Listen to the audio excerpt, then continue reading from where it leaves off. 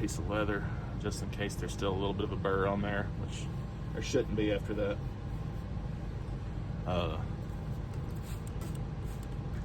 5,000 grit stone, but sometimes there could be just a one that likes to linger on there. All right. Before I took these apart, I tested them.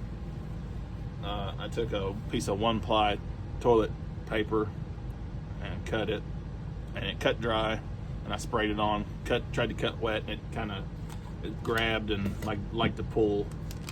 Didn't cut real cleanly, so I'm going to put it all back together and test it for y'all. See if it'll cut wet. Single ply toilet tissue.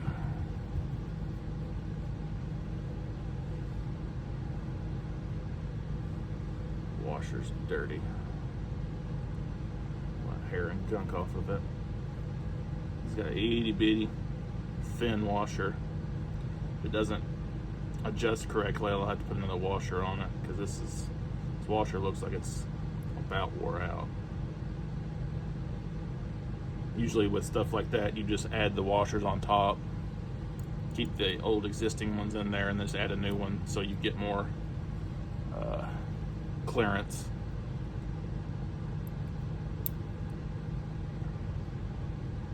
More clearance.